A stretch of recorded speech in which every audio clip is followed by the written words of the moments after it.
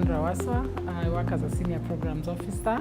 I work on access to information for Article 19 Eastern Africa.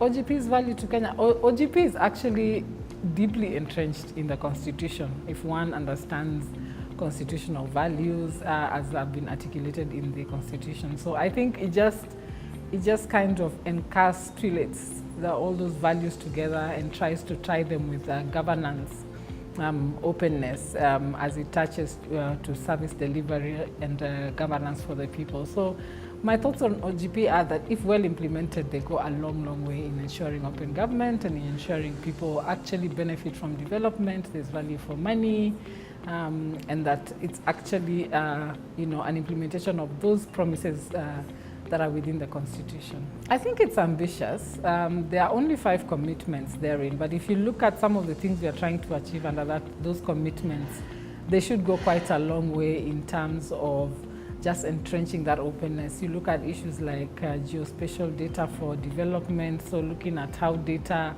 informs development as opposed to looking at data for data's sake. And that has great potential, and the fact that it's being actually championed by a county, Vihiga County, I think makes it so positive and a lot to learn from that. I think that also,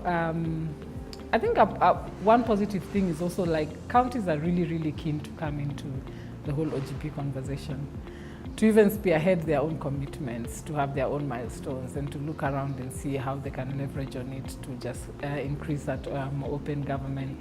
So I think looking at the plan, whereas it has fewer commitments than the previous plans, which were actually very loaded, I think there's a pretty good chance, if it's done well, if people come together to implement properly, that it really has that transformative potential. OGP, especially this plan, is big on public participation, and not just for participation's sake. I think we are going deeper to see who is actually participating, and so you find that the plan actually recognizes that women, youth, persons with disability, even when we are saying in Kenya there's public participation at national government, at county governments, we are seeing that in reality those groups are still left out, traditional left out. So I think the plan tries to look at how can we bring them in specifically, actually targeting. If you look at like what Elgeyo Marakwet has in terms of an OGP plan, they actually target open days for youth, open days for women, open days for persons with disability, because they realize even if you bring